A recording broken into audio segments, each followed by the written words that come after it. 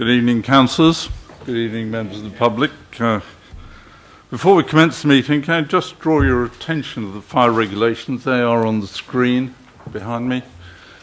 There are 3 emergency exits, 1, 2 and 3. Should the alarm leave, there are no practices planned tonight, so it will be for real. Please leave the building as quickly as possible and we will meet under the canopy outside Waitrose. Also ask everyone to switch their mobile phones to silent or off. And with that, I'd just like to introduce the officers in front of me. First of all, Erica Scarlett, our legal brains, followed by Peter Cleveland, Head of Development Control, Tim Bryson, who's the Senior Planning Officer and will be reporting on this. And then we have Elizabeth Sims, the Head of Planning at Waverley. Members of the public, I'd just like to say that the committee understand the matter under consideration is emotive. It is a meeting held in public, it's not a public meeting, therefore please be respectful of those around you in the public gallery and the committee and refrain from any booing, cheering or any other form of disturbance. So let's move on to the business in hand. First of all, I'd like to welcome, where is he? Jerry Hyman? Jerry Hyman to the committee. And John Ward? No, he's not here. John Ward's not here. Apologies. Okay, but apologies, yeah. Okay, so welcome, Jerry, to the committee. They're replacing Councillor John Williamson and Councillor Andy MacLeod since the membership was changed on the 18th of October. Item number 1. Minutes of the meeting which took place on the 26th of September 2016 have been on over the last 30 minutes. I contend I sign them as a correct record of that meeting. Thank you. Emma, apologies for absence. Thank you, Chairman. We have apologies from Councillors David Hunter, Stephen Mulliner, Brian Adams and Anna James. Liz Wheatley and Bob Upton are in attendance as substitutes. Thank you. Thank you. And thank you, Councillor Wheatley and Upton. Declarations of interest, Emma? None received before the meeting. Members? Perhaps I should, Chairman, declare a non-pecuniary interest as I'm the Council's representative on the Surrey Hills NOB Board. Thank you very much, Councillor. Anyone else? Nope. Emma, any questions from the public? None received, Chairman. Thank you. Item 5. This is item A1, WA 2016-0065. The erection of 50 buildings or dwellings together with their associated works at land between Birch Road and Pound Farm, Furs Lane, Farncombe. Tim, Peter, introduce, please. Thank you, Chairman. Members, the application came before the Joint Planning Committee earlier in May this year. The application was deferred by the committee for further information and clarification on the matters set out in your agenda on pages 2 and 3. I will refer to these matters at the end of this presentation individually, but first I will refresh members with the reserved matters, which are the appearance, scale, layout and landscaping for the residential scheme before you. So the application site here outlined in red. The site measures 2.4 hectares, located on the east side of First Lane in Farncombe. The site is undeveloped and comprises natural grassland surface with several trees along its boundaries, with the exception of the western boundary which fronts Furs Lane. Furs Lane runs to the west of the site and Birch Road, with existing residential properties to the south and east. This is the proposed site plan. As the application is for reserved matters application, following outline approval for up to 50 dwellings. At the May committee meeting, members expressed concern with 3 of the dwellings having direct driveway access onto Furs Lane. The proposal has been amended to hand these 2 properties here to no longer have access directly onto Furs Lane, whereas this property here does remain with the same access. So 2 out of the 3 properties have been handed to have their access driveways here on the proposed internal road layout. This aspect has specifically been brought to attention of the County Highway Authority, who raises no objection, which is in your update sheet. The proposed plan here shows a layout for 50 dwellings, open space and children's play area. The level of affordable housing provision within the scheme remains at that approved at outline stage, with 40% on site. The new access road feeding into the site will be taking off the existing roundabout, which has already been approved at the outline stage. I draw members' attention to the County Highway Authority detailed comments on page 15 of the agenda with regards to this particular layout. This is a slightly more detailed layout of the plan. Each dwelling would have allocated off-road parking spaces and private outdoor amenity space, including the one-bedroom dwellings. The internal access road would feed into the site, where halfway the road surface would change, where a feature square would be present. This is proposed as a natural traffic calming aspect for the road. Moving further in the site, road would bank north and south, leading around to clusters of dwellings and shared courtyard parking areas. The northern part of the site would be landscaped to include a large area of public open space and a local equipped area of play, as you can see here.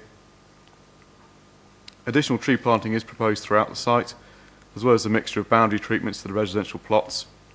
Notably, the front boundaries of the dwellings at front Furs Lane would have a 0.9 metre high black estate railing, as well as across the northern part. So here, as you come into the site, providing a subtle separation between the road and open space in front of those dwellings. This plan shows you where the housing mix and where the dwellings are proposed on site. So one-bedroom properties in yellow, two-bed in orange, red 3-bed and 4-bed in purple.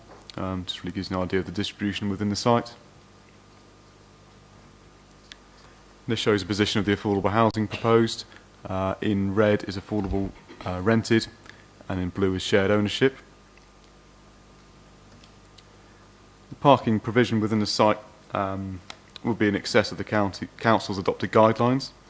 The spaces in blue are on open land and hard surfaces. Spaces in red are under garaging and carports, and the spaces in green are visitor spaces. Cycle storage units are also proposed to be sited within each outdoor garden area for each dwelling. This is just a materials plan. The materials plan shows that 2 different types of clay roof tile are proposed throughout the scheme for the properties. Full details of the materials are outlined on page 9 of the agenda. However, very much a traditional design is proposed throughout. I'll now go through the street scenes provided. For each I've indicated in the red line where it's taken from. So this shows the proposed dwellings at the front Furs Lane as amended, so the access for these two within the site here. Although the 2-storey Furs Lane does a variety of 2-storey and also bungalow dwellings. Just moving in the site now to each section.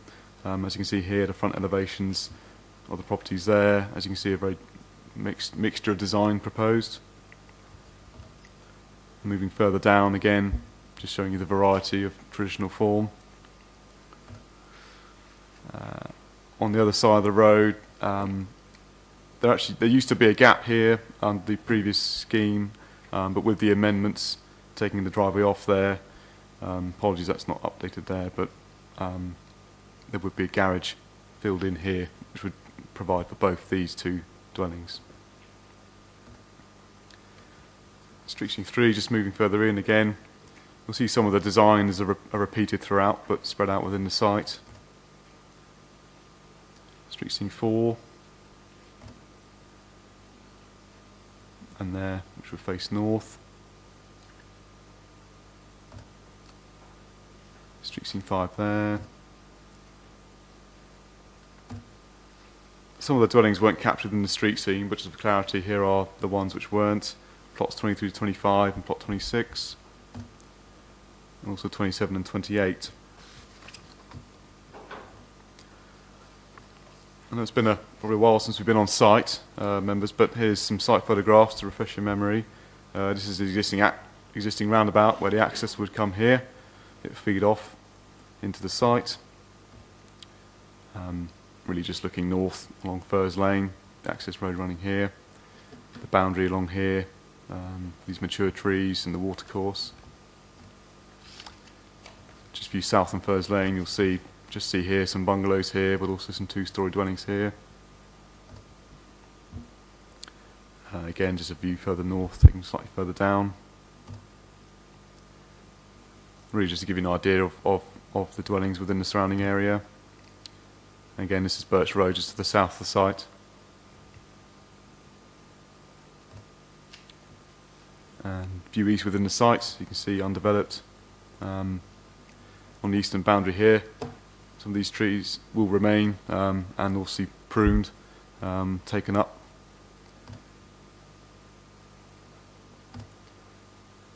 And really just show the rear of some existing dwellings on Birch Road. And a view looking back west across the site, down towards Furze Lane. So members, in terms of the matters deferred at the May committee meeting, I can confirm the following with regard to these matters before you hear. In regard to the SUDS scheme, since the May meeting, the applicant has been working in consultation with officers and the Lead Local Flood Authority. I can confirm that the details of the SUDS scheme are now agreed by the Lead Local Flood Authority, and who have also recommended additional conditions to ensure full details are captured and agreed prior to commencement.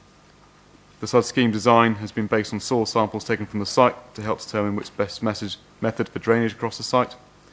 The proposed SUDS scheme would consist of 2 systems on site, both of which would discharge into the adjacent watercourse via grassland swales at a controlled rate.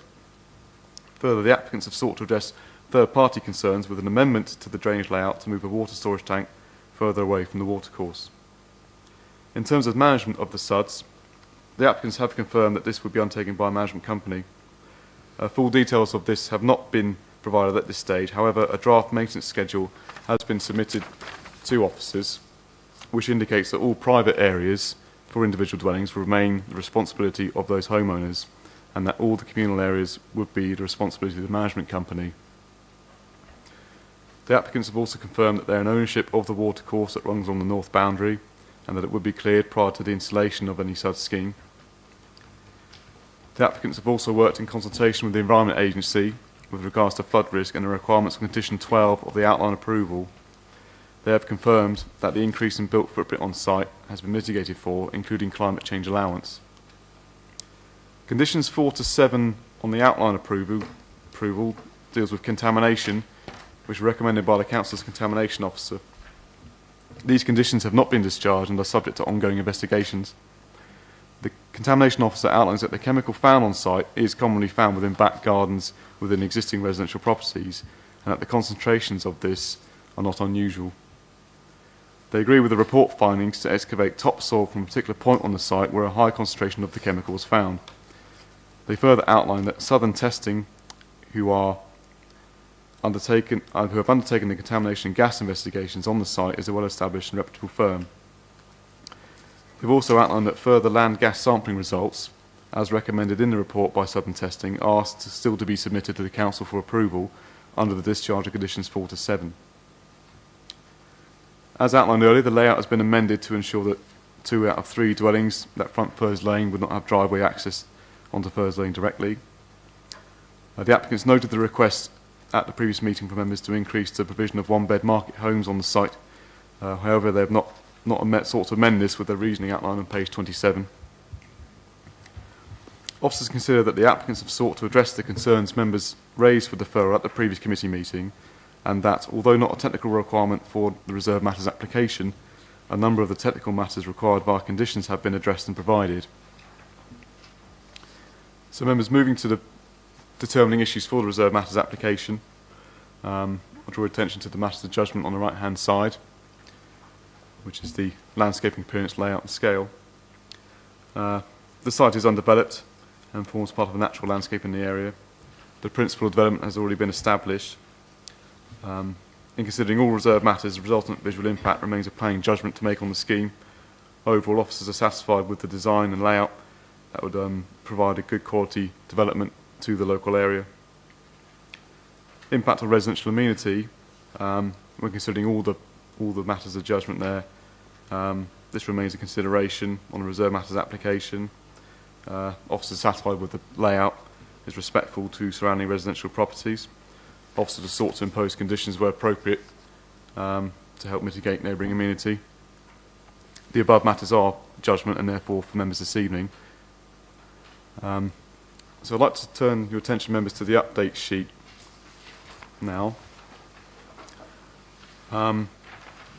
You'll note here suggested amendments to the report following a receival of a late amended drainage scheme and layout.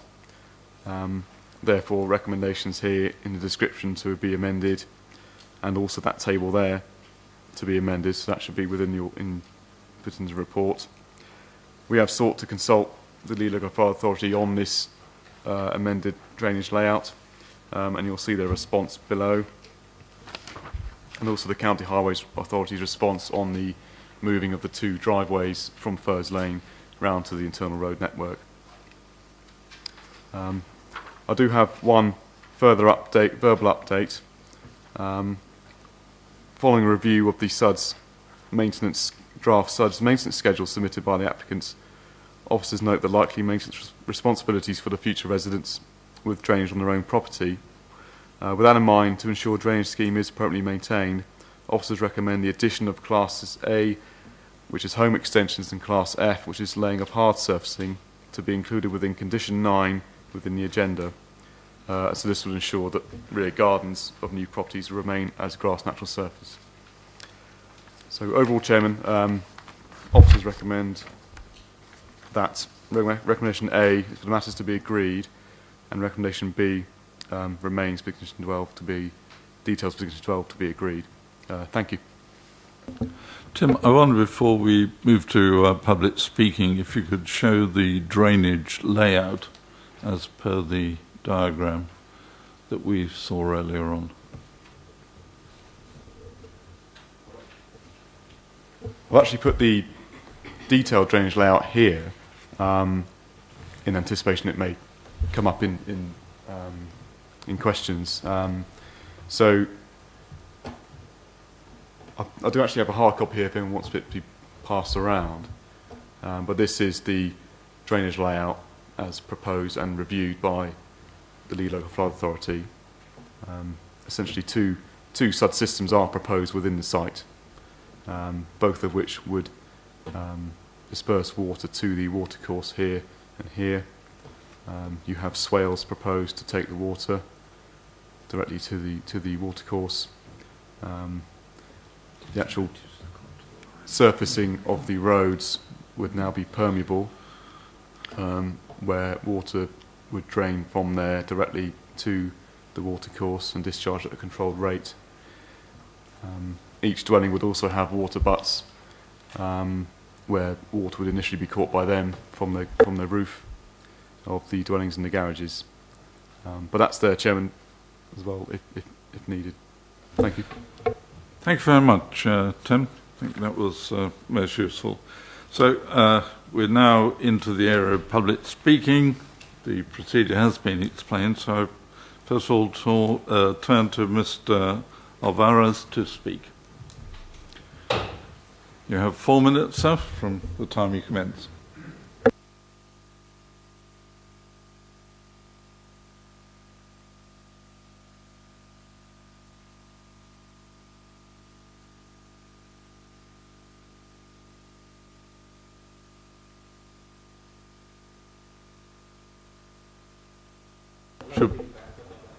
Let's give it a go. Good evening, members. We as residents strongly feel that this application must be deferred again, as critical outstanding issues have still not been addressed or ratified to enable members to make a fair and balanced decision. The issues are as follows. SUDS design. Since the officer's report, a revision of the SUDS design has been submitted by the developer. This has now been ratified by SCC, albeit very late this afternoon, and then made available on Waverley's website. This gave us as residents very little time to absorb the SCC response, which is grossly unfair. This revision was instigated after residents had pointed out that one of the SUDs was to be located in the floodplain. This directly contravenes the advice in the SUDS manual. The tanks have reduced from 3 down to 2 and are sited in back gardens. How will access be guaranteed as they appear to straddle a number of plots? The There is also concern that these tanks could be buried beneath the water table or were still built over. These should be sited away from homes. There is also a requirement for Waverley Borough Council to establish the extent of downstream flooding, so that if the SUD system fails and water discharges uncontrollably into the watercourse, on that basis we can find no reference to this. Clearance and ongoing maintenance of the drainage channels. The success of the drainage plan submitted by the developer are wholly dependent on the existing channels that connect to the watercourse being free of impedance. This is not the case, as the not fit for purpose culvert under the railway embankment is still blocked, and works to clear the drainage from the embankment to Broadwater has yet to be commenced. There is still no plan in place to then maintain the channels once cleared. The owners are Thames Water, SCC, Network Rail and Guildford Borough, and riparian owners. How can members approve this application knowing that the surrounding pipes and channels are still not cleared and a written plan in place ensuring that the drainage plans do not fail in the long term? Ongoing maintenance of the SUDs and watercourse. At the last meeting, it was a concern of members that a workable maintenance plan be in place for checking the watercourse and the SUDs. The northern watercourse is yet to be cleared in the 18 months since the developer confirmed ownership. In addition, the maintenance plan submitted doesn't even include the watercourse, a crucial element of the drainage designs.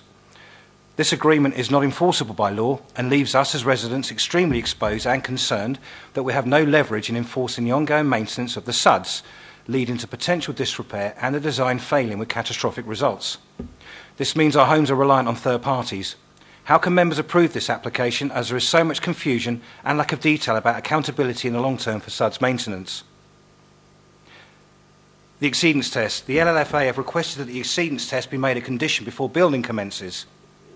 We also would ask that members request this be made publicly available and be completed as soon as possible, as it's crucial to the drainage design working in an extreme event.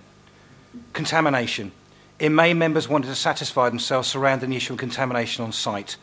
You asked for the missing land gas results to be submitted and for additional borehole testing to be carried out in the children's play area. We can see no proof that your request has been carried out. How can you as members be expected, with confidence, to approve this without this evidence? The play area is sited in the lowest and wettest area of the development. We would ask members to consider moving the children's play area away from the swales and watercourse. This surely is essential in order to safeguard the well-being and health of families and children in the future, as per page 41, paragraph 3 of the officer's report. Would you let your grandchildren, nieces or nephews play in this area, knowing that this is still an unknown? So to summarise, given this field is a mix of flood zones 1, 2 and 3, and a floodplain, we feel that every detail has to be accurate. As there are so many issues still unresolved, we would ask that the application be deferred again. However, if you decide to approve this application, at the very least, we ask that residents are notified of the resolutions regarding the reserved matters and be provided with proof annually that the agreed maintenance has been completed. Thank you. Thank you, sir.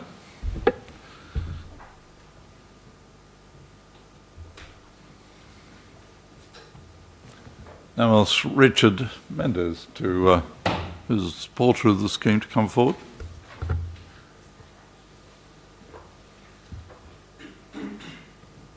Against it, you have 4 minutes.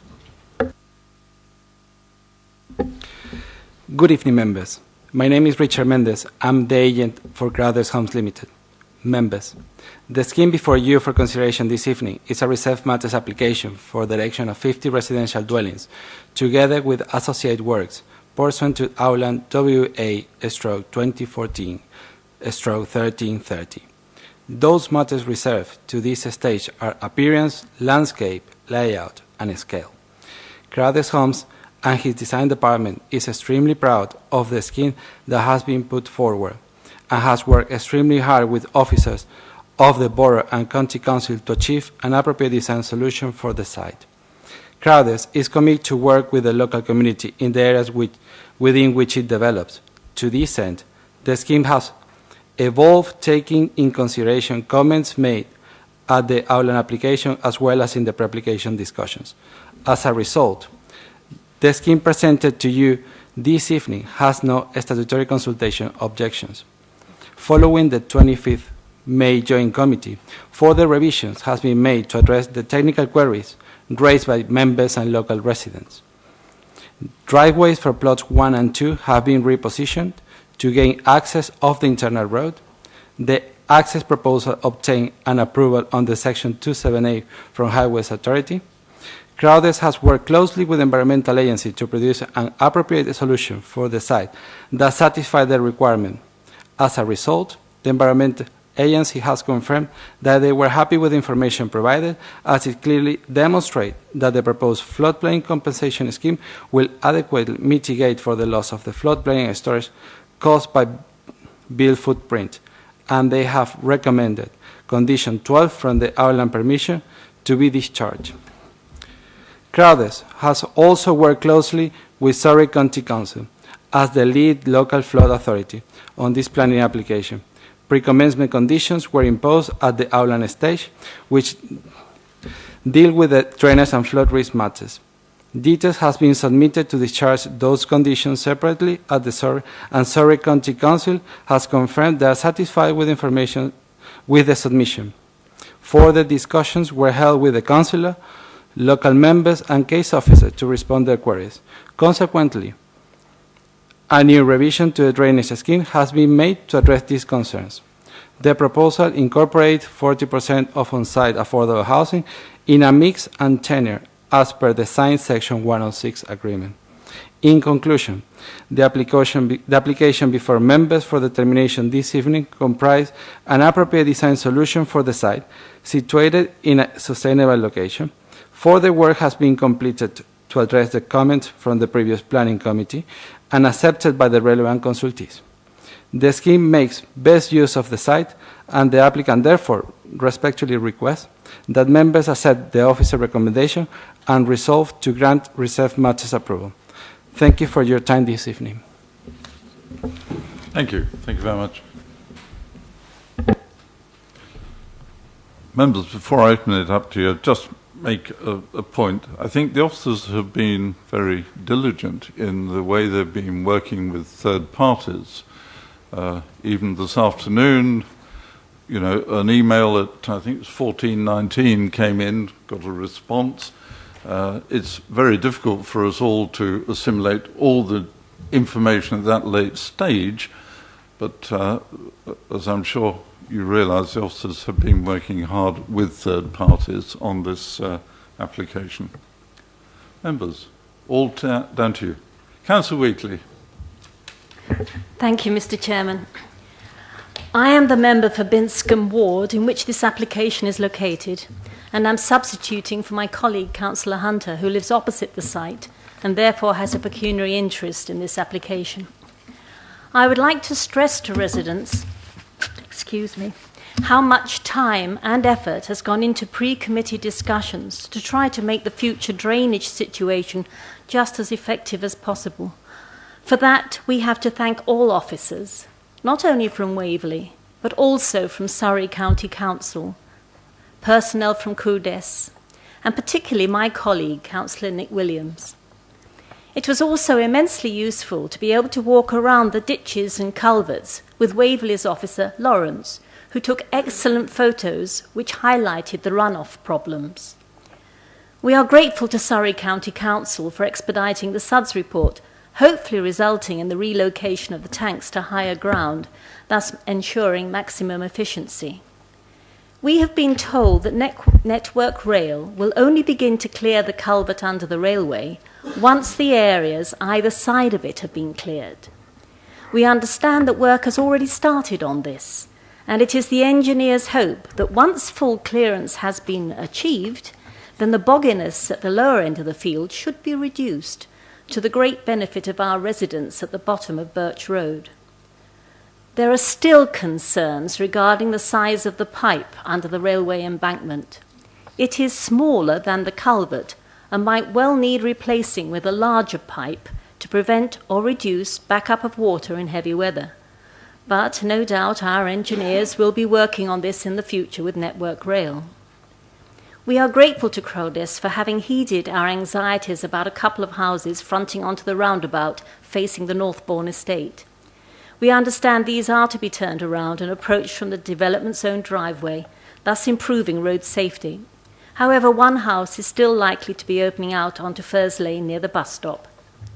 One final point to be cleared up is the strategy for a management company. to ensure the maintenance and upkeep of all drainage systems, as well as the well-being of the estate in general, not only for the first residents to occupy the development, but for future generations.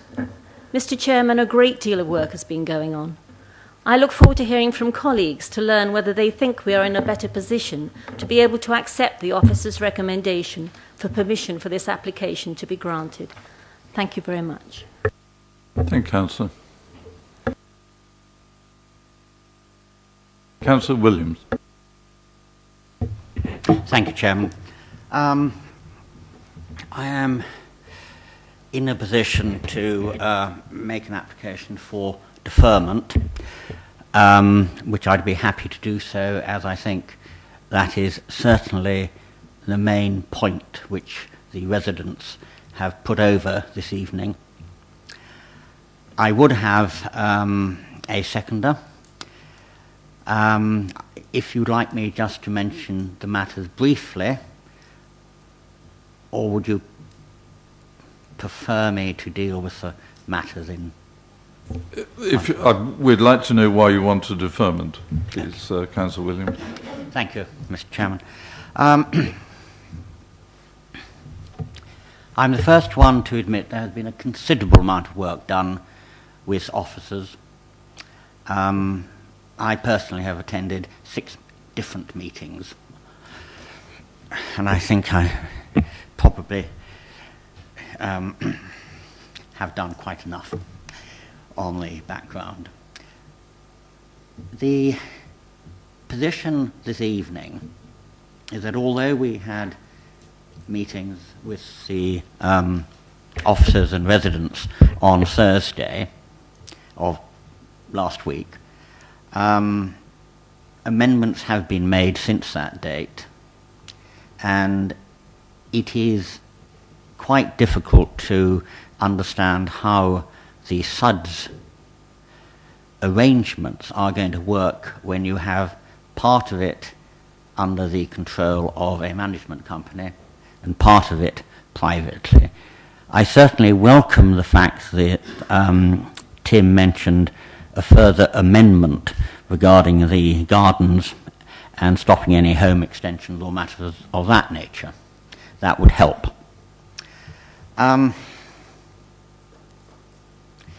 We did ask at our last meeting, and I have asked subsequently, if it would be possible for the developer to produce at least a draft of a management company.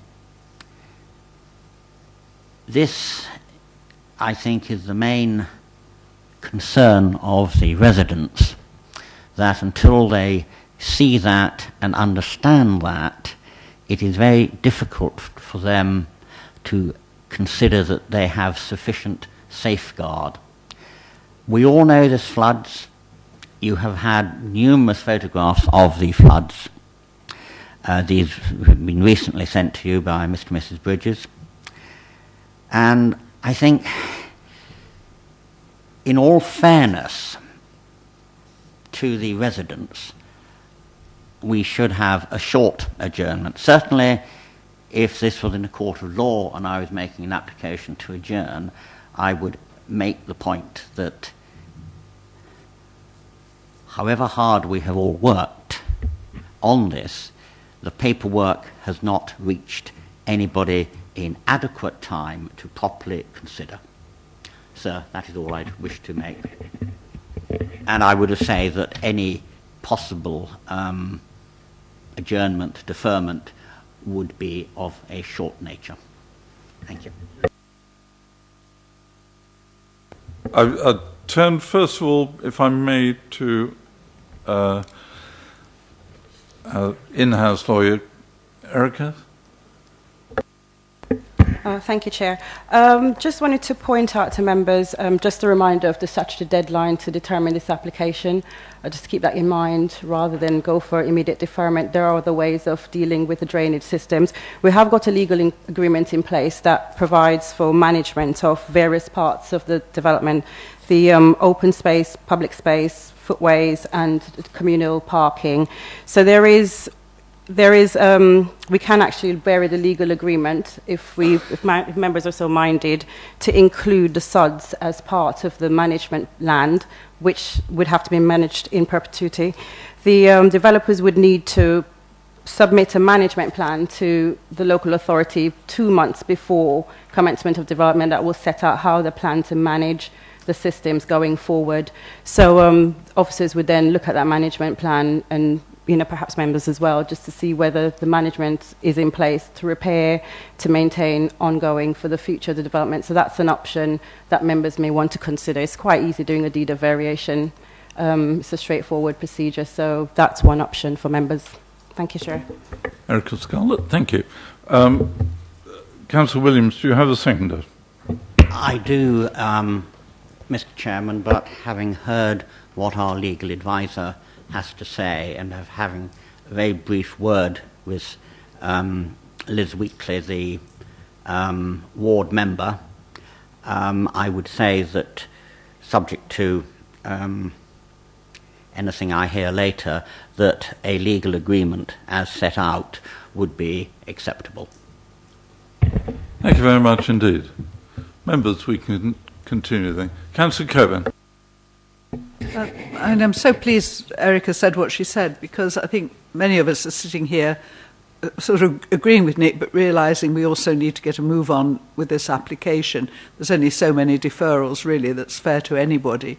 But I would seek this, and I would say, can I just take it a little more broadly, because we're hearing the same thing over and over again at the moment at these reserved matters stage, and I think it is important when we have doubts like this and questions asked by members of the public that we do get the reassurance from the legal department and from others that we can do what is right by the existing residents, so that when this thing is completed, we can be as certain on our behalf and also for the residents that the matter will be carried out to the letter, and that residents will not be adversely affected. So if the local members feel that an appropriate legal agreement could do that, and if I can have the reassurance listening to it. I mean, obviously we know this site floods, and we know all the issues at the moment with climate and runoff, and this is a difficult site, like very many of the sites that are coming forward. So I think really it's a question of communication to members, explaining to us exactly how this is going to work, getting the reassurance that we need to make the decision on this. And if we can get that, if I am fully reassured, and if my colleagues tell me that they are fully reassured by that, then I feel I could support the officer's decision. But it is a difficult one when, as you say, we get late information, we get information that really comes in sort of little bits rather than something we can wholly understand, digest, and put into some form of legal agreement that we can all support. So, thank you, Chairman. Thank you. I might just add from a personal point of view that a management company was set up in 1983 where I live, and it's working rather well and is in law. So the 106 agreement, I'm sure, can be adjusted, as Erica said earlier on.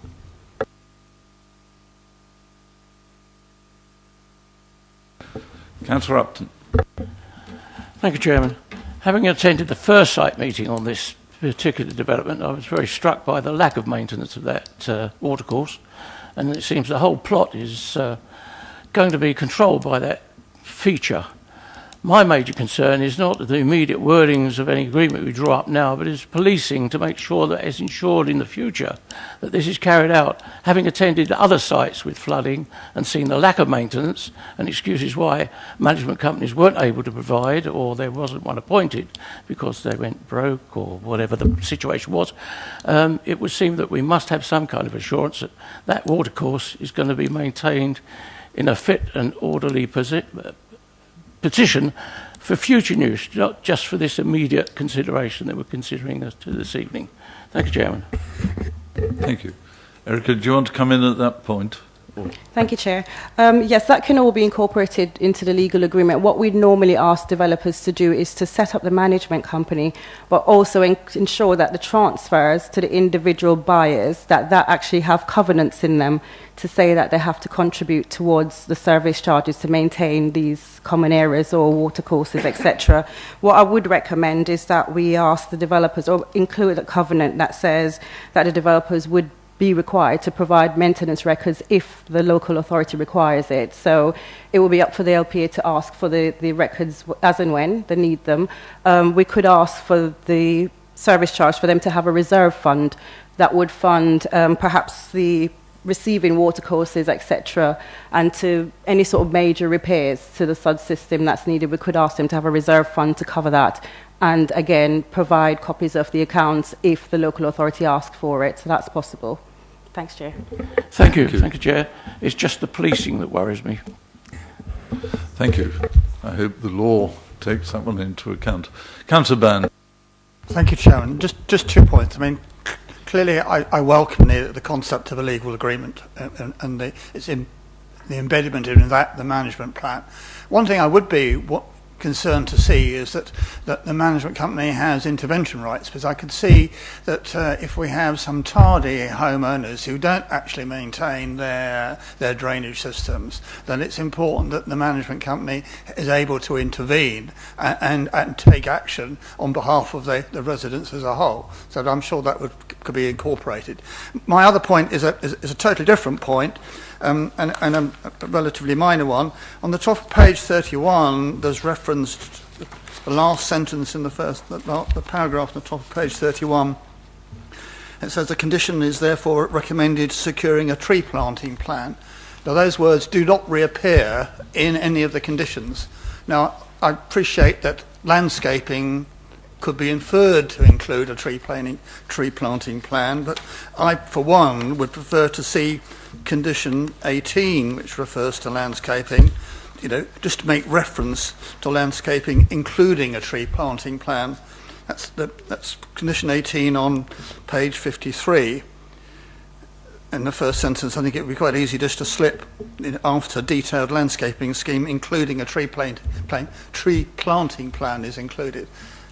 If that would be acceptable to others, I think it's important that it is there. Thank you, Chairman. Thank you, Councillor. Peter, do you want to come in at this point? Peter Cleveland?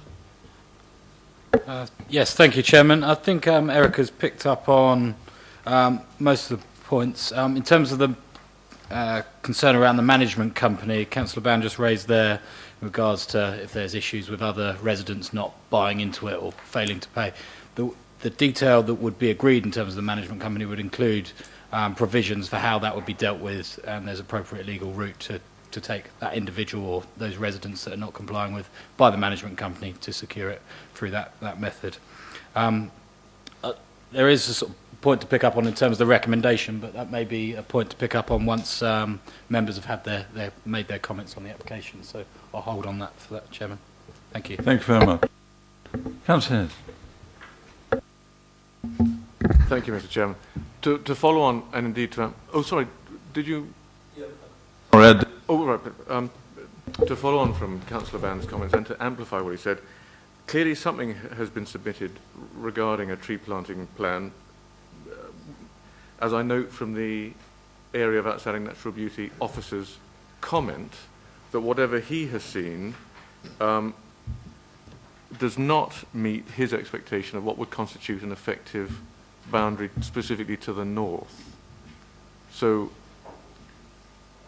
possibly, I suppose I'm heading to some guidance from the officers as to what the appropriate wording would be to reinforce condition 18 to achieve the intention as outlined by Councillor Band.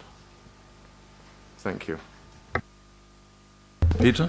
Thank you, Chairman. Thank you, Councillor Hess. I think the wording suggested by Councillor Band is entirely appropriate, and that picks up, so it would pick up on that first paragraph to say that should include detailed tree planting plan to be agreed as well. Thank you, Chairman. Thank you. Councillor Dinas. Thank you, Chair. It's a very, very quick point. In the previous meeting, we talked about the 3 houses that we wanted to change the way that the driveways come out. it appears that one plot, and I'm not sure whether it is plot 3, still runs onto the main road, and it was mentioned it was close to a bus stop, and that concerns me under a road safety issue, and I just wondered how close to that bus stop, or what we could do to ensure, you know, the young children and other people using there are safe. Thank you, Chair. Thank you. Do you want to answer that one now, Tim? Or yes, well, yeah, plot 3 is to remain as before, which is, sorry, that's an old.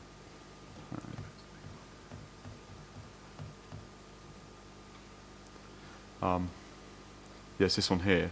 As far as we're aware, the bus stop is not to be moved, but the Highway Authority have not raised objection to that. And so from our point of view, we're happy with it. I don't have anything further to add on that. Thank you. Councillor Denis. If I could come back, I mean, that doesn't really sort of build me with a lot of confidence. If you'd have said, oh, well, the bus stop is 30 or 40 feet away and therefore your visibility was good. If you're coming out into the main road and you've got children milling around waiting for buses, maybe some of my local colleagues would know, but that certainly hasn't given me any confidence that it is safe. Thank you. Peter Cleveland.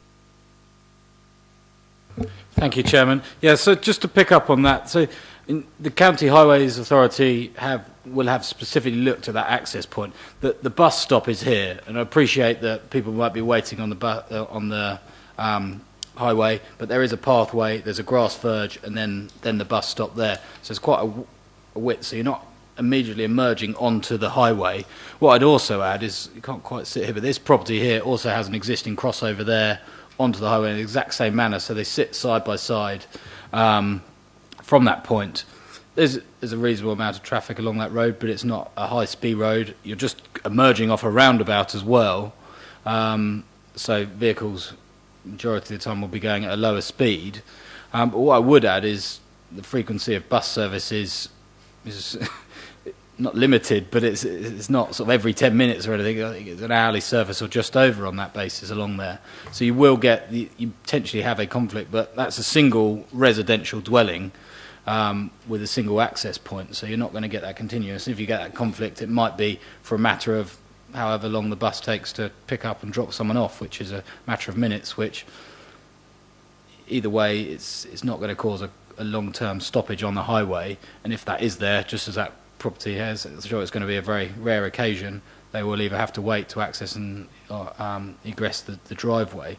But I think the point to confirm is, you know, we have discussed that with the County Highway Authority in terms of that additional access point, and they're satisfied on the proximity, and they would have looked at the nature of the road and means of access that can be achieved, and that is their responsibility to us, particularly on a safety point of view. And that's the critical thing, that it can be achieved from that point.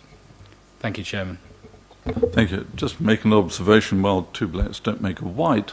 If you go to Farnham on the Upper Hale Road, where Inspector granted planning permission for a number of houses where they drive straight off the Upper Hale Road, which is a very busy road, they either reverse into their site or drive in and then reverse onto the A287, which is hardly a clever thing to do, but that was approved by the Surrey Highways on the appeal situation back on the Western Area Committee some months ago. And the houses are now being built.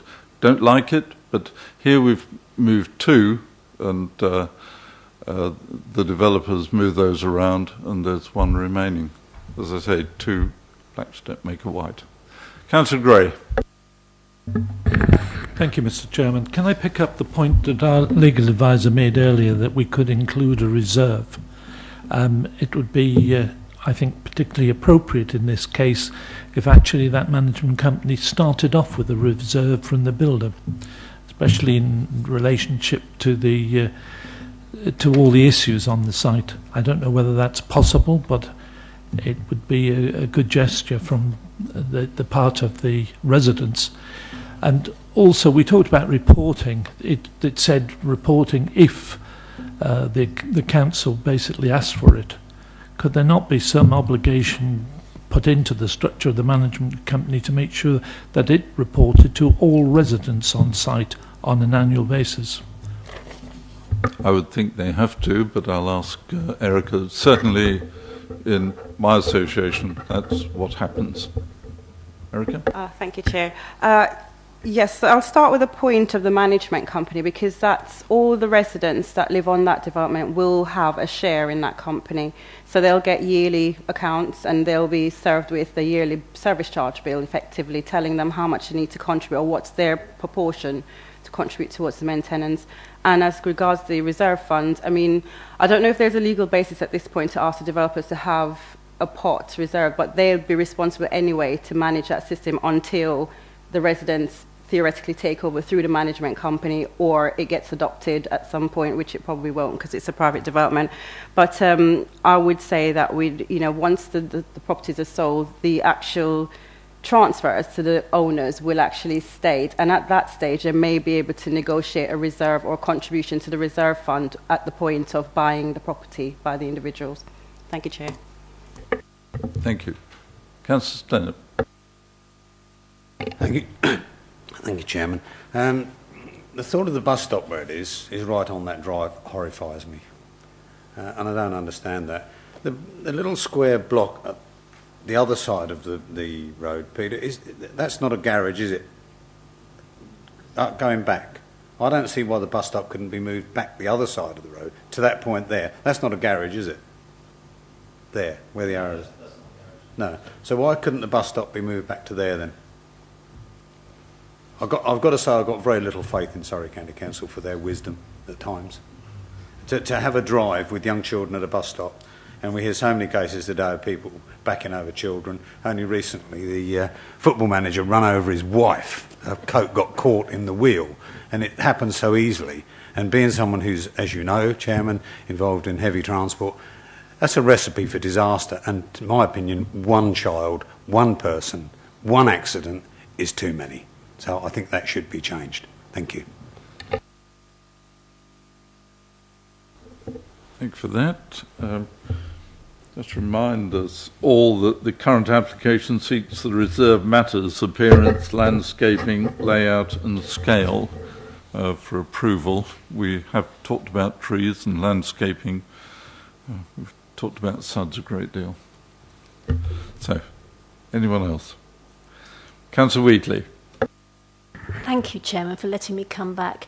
At one of our meetings, the developer was kind enough to mention that while they had heavy-duty equipment on site, they might be able to perhaps be able to help in that top right-hand corner, which is the wetlands of the area, and maybe put in a bunt or something.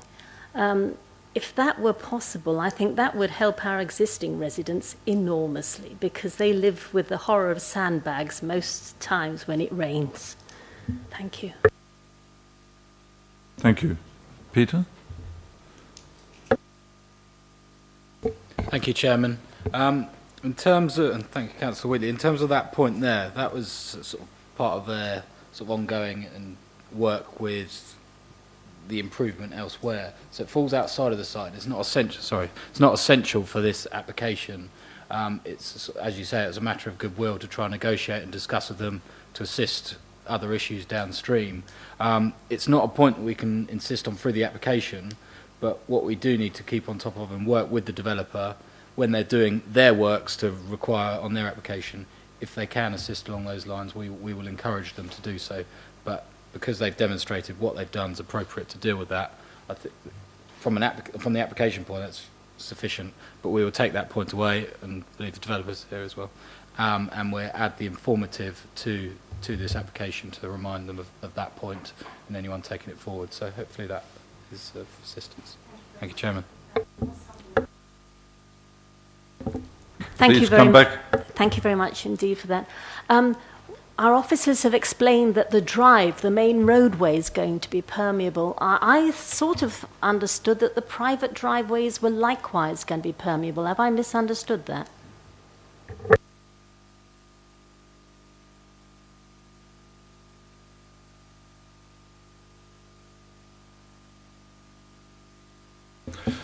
There is another question that was brought up earlier on, and I can't quite find the condition, but I am certain Environmental Health came up with a requirement in the conditions for the contamination in the ground to be continually monitored. Could you also enlighten me as to which condition that is? I'm flicking through it at the moment, I can't find it.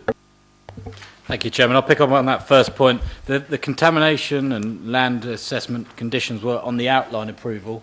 So, as members will be aware, they still bite and they're ongoing and active and require them to monitor and maintain that during the excavation works and construction works. As they dig out, if any or additional contamination is found, they have to stop work, report it to the council and agree a remediation scheme from that point of view.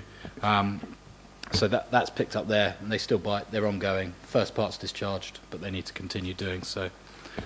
Just waiting for Tim just to confirm the permeability point of view. Just give us 1 moment, if that's okay, Chairman. Indeed. Thank you for the reminder that it was in the previous meeting. I should have spotted that earlier.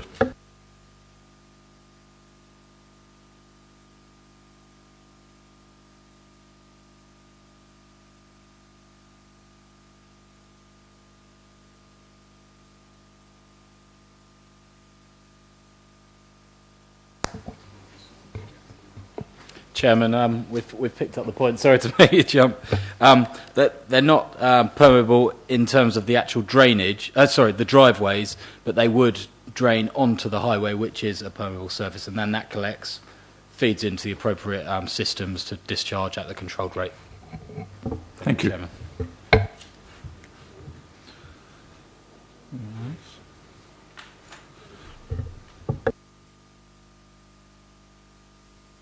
Councillor Holder.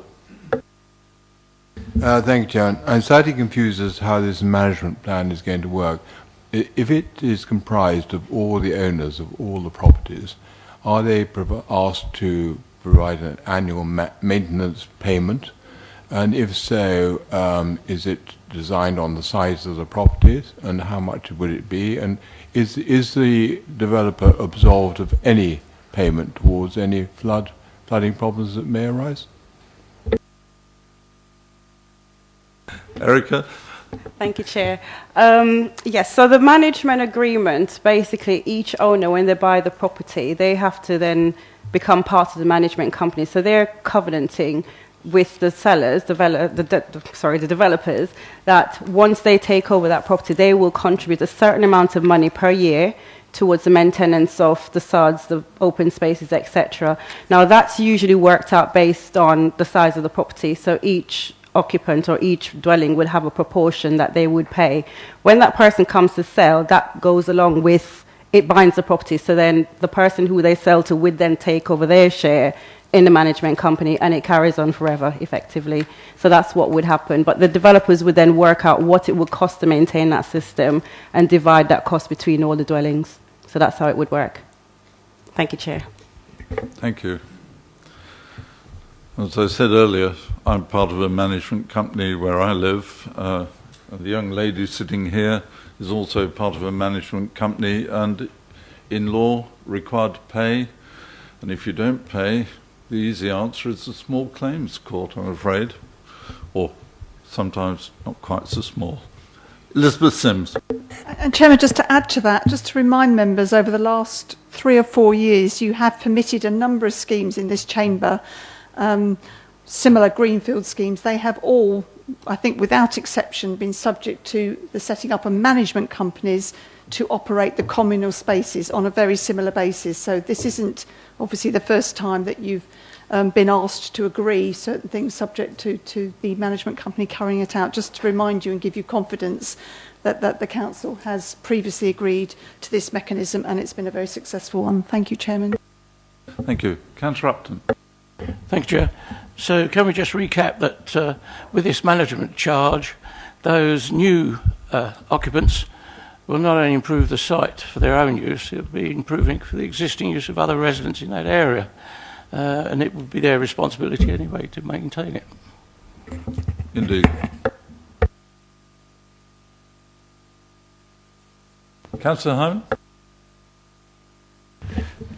Thank you, Chairman. I'm at a slight disadvantage here because I was not a member of this committee, as you know, when this was put through at the outline stage, although I did go through the report at that time and I did watch the webcast.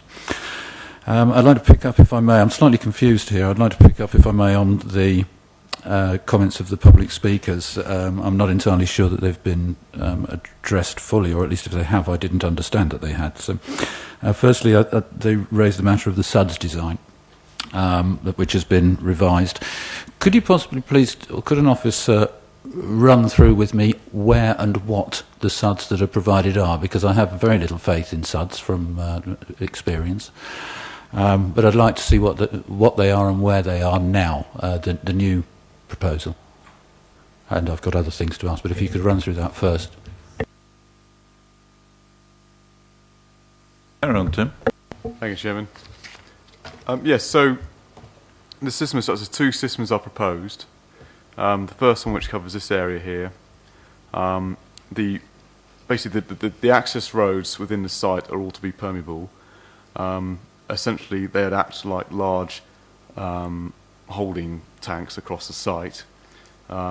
Within this system as well is methods to clean the water before it is discharged towards the watercourse. So each dwelling would have a water butt to capture drainage off the roof. That goes down into the drain and fed towards the underneath the ground to the access roads. It is then pumped to holding tanks here, which is then fed into the swales, which is then pumped to the watercourse. And system 2, the reason that two systems are proposed is because of from the soil samples they took across the site. They felt this is the best solution. They couldn't use infiltration to the ground because of the high water table. So system 2, again, using the permeable road network, it is then pumped to the swale here and to the outlet here. So that is essentially the system, although I'm probably not the best technical expert on it. But that has been reviewed by the Flood Authority and are happy with it, and have recommended the same conditions as on the original report. The original scheme was consulted on third parties, along with the compensation statement and amended layout. This amendment to the scheme was late following a meeting with residents and the drainage engineer for Crowley's Homes. Originally a storage tank was proposed over here. The resident expressed concern with that being over here, and Crowley said they would look at moving it, which they've done. So that's the reason for the late change. But we have got county's review of it, for which they're happy. So I hope that helps, Chairman. Thank you. Thank you. Thank you for that. Sorry, if I may carry on, Chairman? Come back. So we're looking at traps. So they're not soakaways under the road. They are just a method of channeling. They're basically pipes in effect, but probably set in gravel or something, whatever, that channels it. And I mean, I'm concerned that this seems to be contrary to our strategic flood risk assessment, which at the end of it discusses where you can and can't use SUDs, and where there is no infiltration, and certainly on clay beds. We should not be trying to put developments, certainly where... Can you tell me where flood zone 3 ends on this site? Which part of the site is in flood zone 3? The functional floodplain? Someone here should know. Thank you, Chairman. If you're looking, and Councillor Hyman, the specific line, given the scale of mapping, it's very difficult to show the specific point, but approximately the flood zone 3 cuts up sort of half of the open space, and then the flood zone 2 comes up to the edge of where the proposed built form is. So all the development, effectively the buildings, are all located in flood zone 1, and then beyond that, which is the public open space, as you see the site, where it falls away, it goes into flood zone 2 and grades into flood zone 3 as it gets nearer to the bank. We haven't got the specific plan on screen there, but effectively this area here, up to the built form, comprises flood zone 2 into flood zone 3. So hopefully that's helpful on that point. Yes, thank you very much. Can you tell me where it actually flooded to in 2014, January 2014? Because that will probably give me an indication of what the likelihood is of flooding. Thank you, Chairman.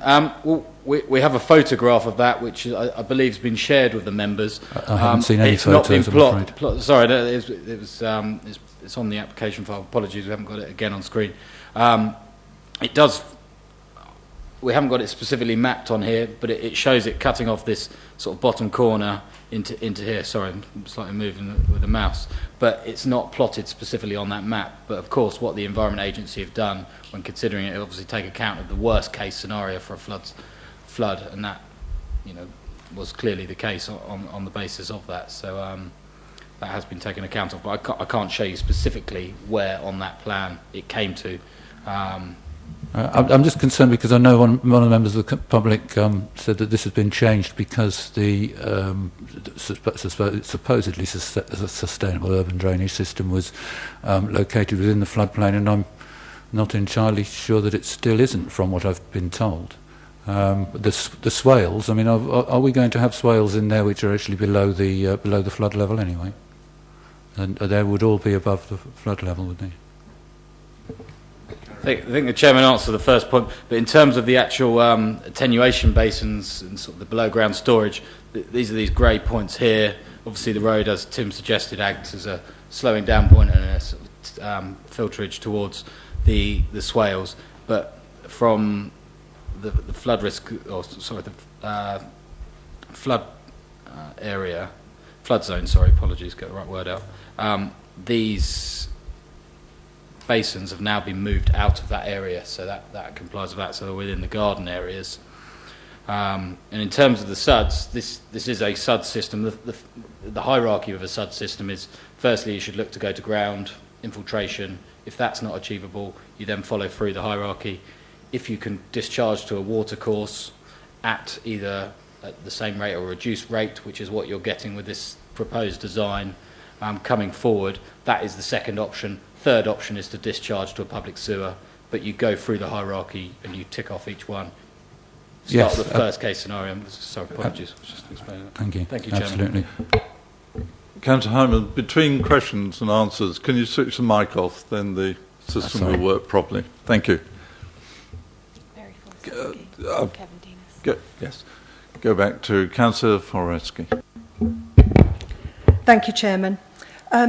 I've listened with great interest to what everybody's had to say this evening, and I myself am not convinced I can make a fair or balanced decision. Waverley doesn't have the expertise on drainage. That's a fact, I'm afraid. And when we're talking about in this application of water butts and holding tanks, that really does worry me.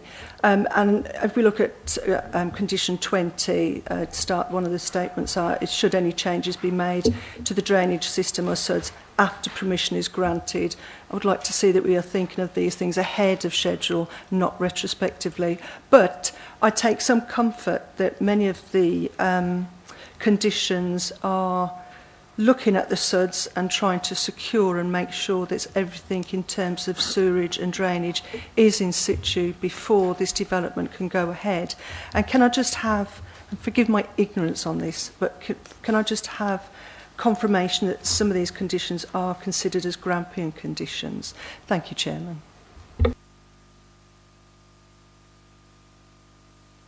Councillor Denis, do you want to come back? Just a very quick one. I can't find it, and if I've missed it, my apologies, but I normally like to see conditions during the construction, such as days of the week they can build, times. I think that was on the first one, on the outline. I just wanted to confirm, as I haven't got the first lot of papers, but it didn't have like working on Sundays and everything else. Thank you. That was in the outline, I think, wasn't it, officers. Yeah, thank you. Councillor Mrs. Stainer.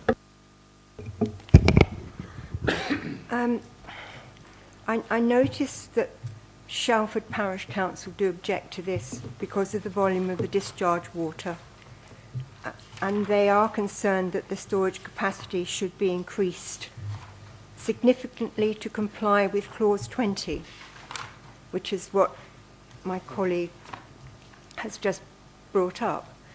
Well, the reason for Condition 20 is that the design meets the technical standards for SUDS and the final drainage design does not increase the flood risk on or off the site.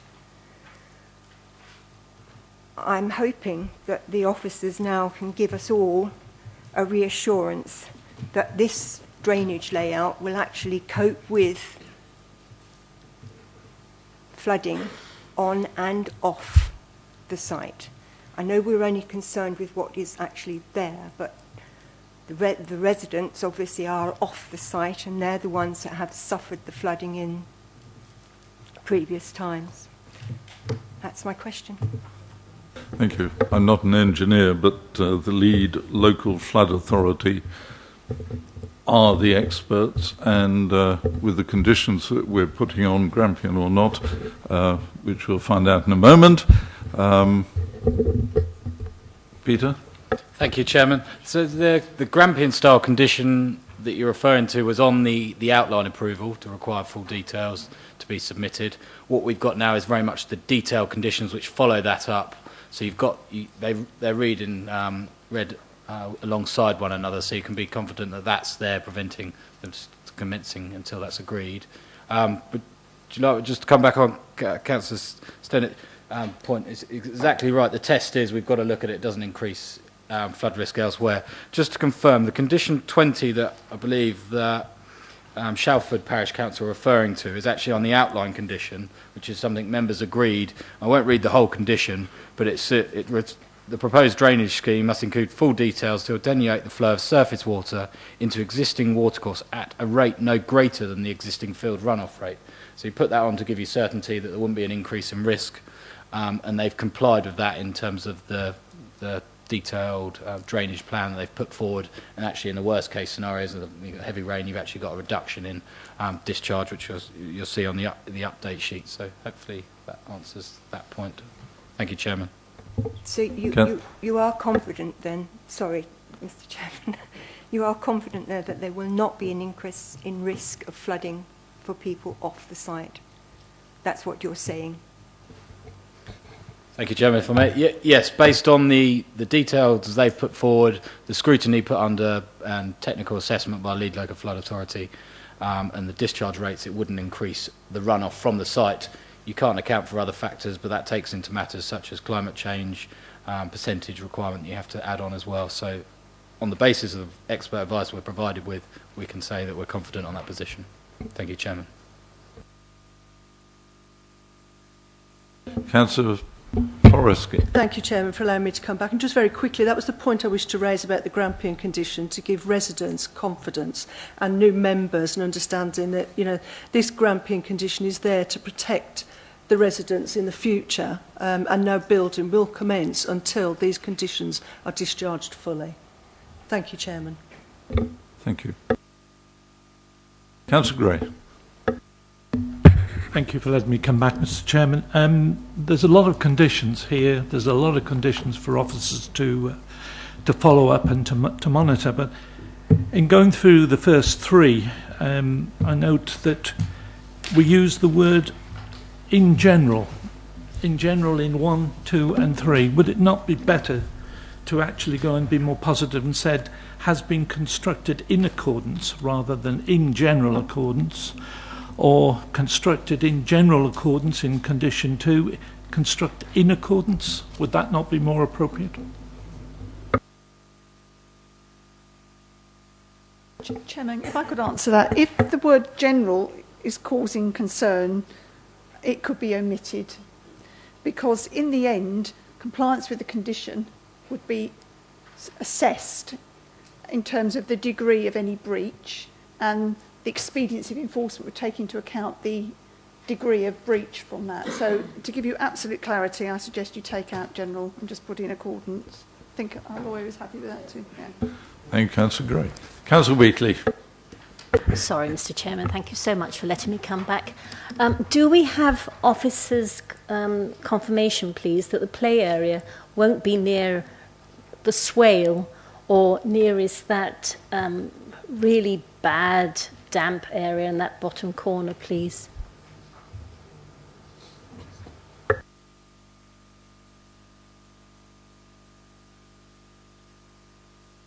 Thank you, Chairman. On screen now is the layout. That is the play area. You would effectively have the swale which runs down adjacent to that, but it's an open, wide ditch. It's not sort of, I mean, it does have some depth to it, but it will be an appropriate depth that you could walk into and out of it. You're not just going to fall into a ditch. And I think this is the same point we sort of discussed how they look. They're part of a landscape feature, but part of the ongoing SUD scheme as well. But it would be close to that. So that's the layout. Thank you, Chairman. Mr. Chairman, are we allowed to ask if there's fencing near the water or something so the children no, you're all right with it, are you? Please, Peter. This is a point we get often asked quite often, and I mean you've got to take a balance is where I mean there's open water across the whole of the borough, and you've got to take a view of what's required and what's not. There's an element of responsibility and management of any children that might be playing there. It's a point that we discussed with the residents the other day, and sort of, it came up, and there is concern when they will be full. You'd hope that, particularly with children, if they're playing near there, if there's floodwater there, they wouldn't be allowed to enter that. But you know, where do you stop and restricting access and not? There's a certain element that you've got to weigh in balance. If it was a big open lake very close to houses, then you might take a different view. But a low, shallow swale on the edge of a public open space is regular occurrence. Thank you, Chairman.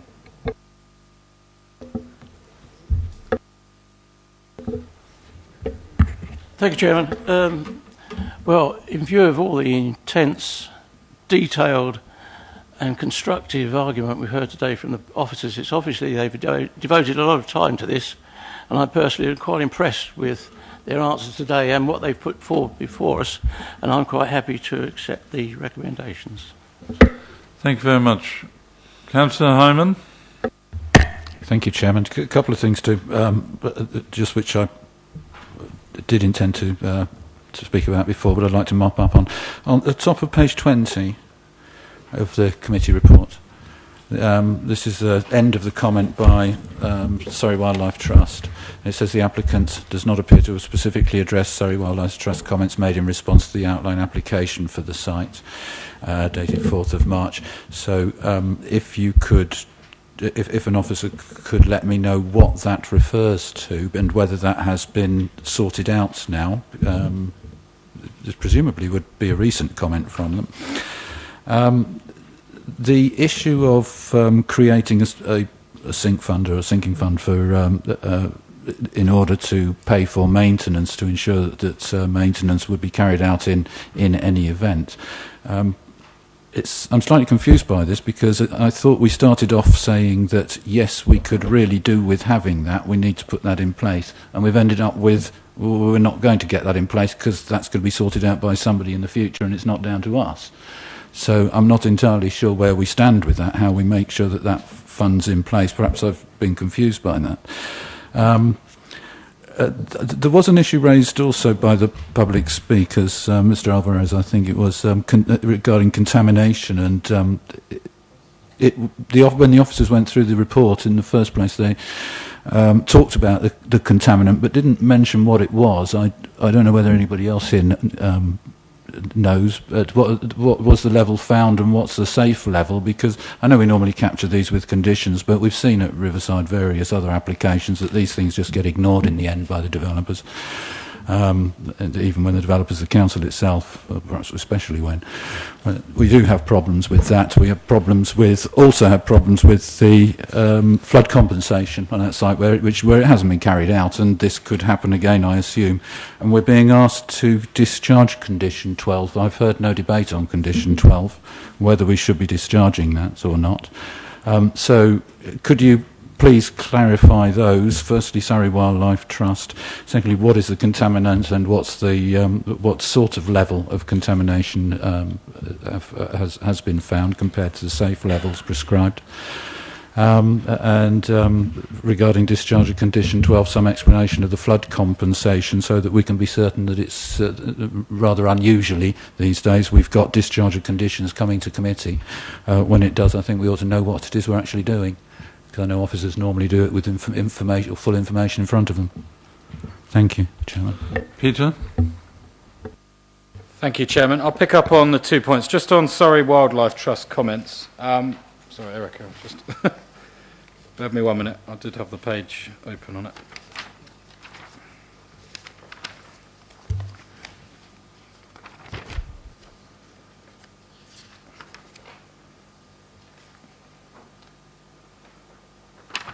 Sorry, well, I'm just looking for that. So, Surrey Wildlife Trust at the outline stage required the improvements to be, or mitigation and enhancement in terms of ecological requirements to be carried out, and that was secured by condition 10 on the outline approval. They haven't yet formally discharged that condition, but the condition reads the development shall be carried out in strict accordance with it. So at the reserve matters stage they can't actually do that until they start and implement what those requirements are.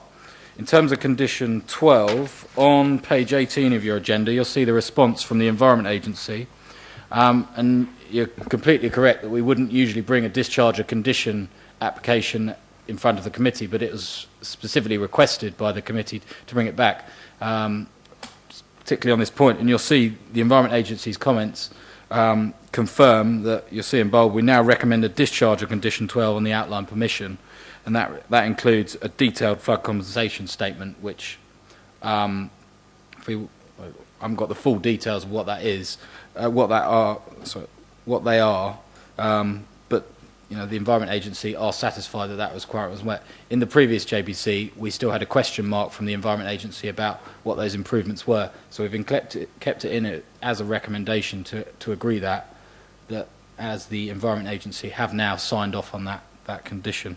I'll just pass over to Tim to pick up onto the contamination matters. Thank you, Peter. So in terms of the contamination on the site, for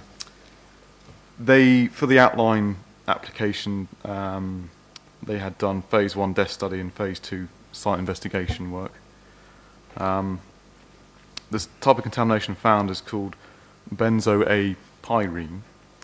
Now, our environmental health contamination officers come back to us saying it is a very common, and it's commonly found in people's gardens. She said, referred to here from spreading of ash from fires, etc. So there was one sample on the site found a high level. They then went back and did 10 further samples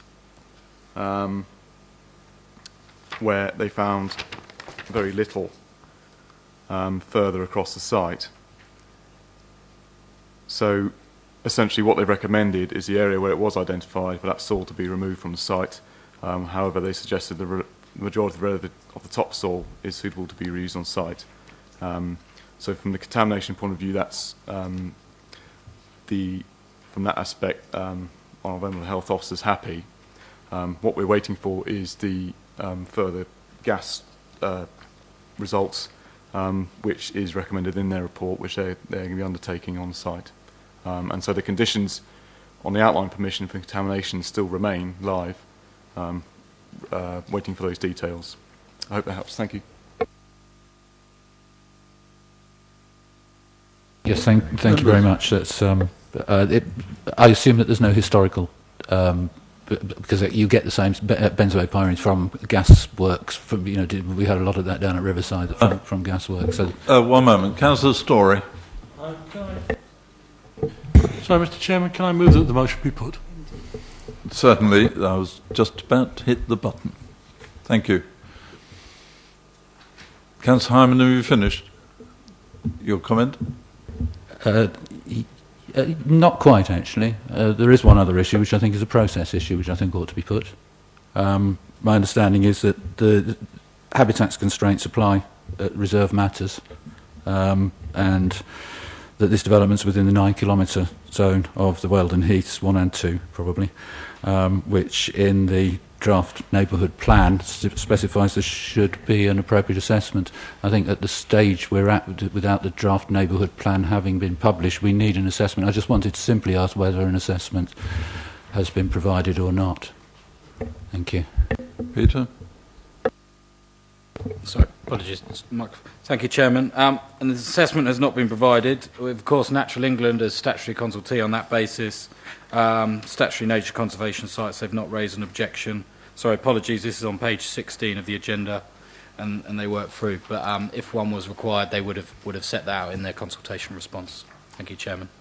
Thank you very much.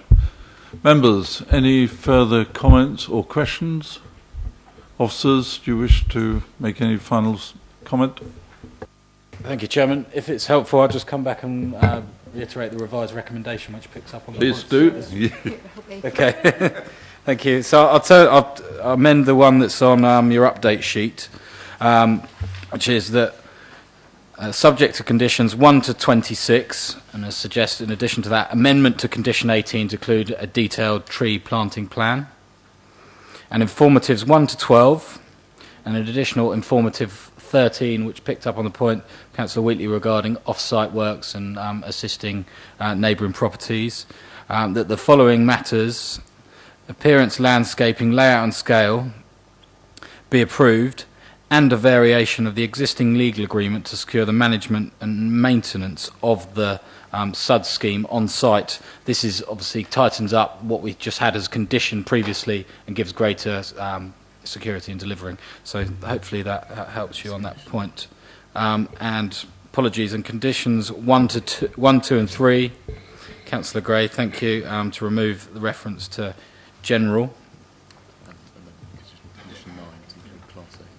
And the condition 9, which is the permitted development rights to include reference to classes A and F, which pick up on the residential extensions and the hard standing within garden areas. Thank you, Chairman. Councillor Hyman, are you indicating? Yes, thank you. I'm sorry, but we've just had a response that says that no assessment has been conducted, and paragraph 113 of the MPPF refers to footnote 24 of that paragraph, which refers to the statutory instrument Circular 06/2005, which clearly states that unless we've got an assessment, we cannot grant consent. And as far as I'm concerned, therefore, I mean, I certainly have to vote against this, but I think that that's fairly straightforward, and our officers should confirm that, you know, regardless of Natural England's advice, because Natural England always turn around and say, it's up to us, we are the decision makers, it's up to us to make sure that we are obeying the law. I can't see, personally, I certainly can't vote in favour of this, because you've told us that there is no assessment, and the law requires an assessment, courtesy of MPPF paragraph 113, Habitats Directive and the Wadensey judgment. Thank you, Chairman. Elizabeth Sims.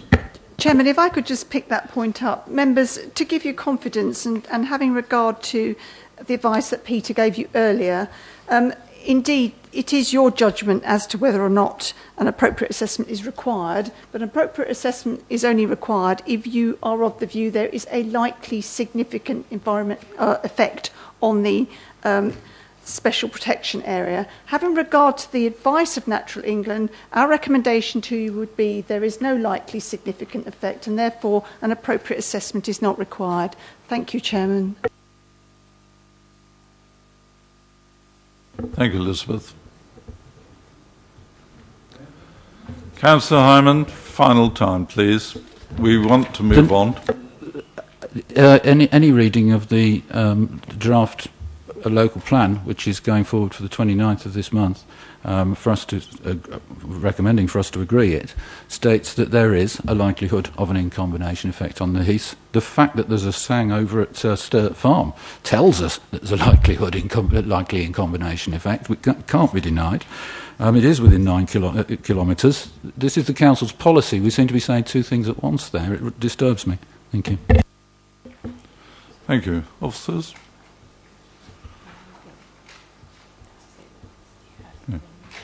Councillor Byam. Well, Mr. Hyman brings up, or Councillor Hyman brings up some interesting point. I think it's up to members to decide whether they feel that they're satisfied with this and not, and if Councillor Hammond isn't unhappy, then clearly he will need to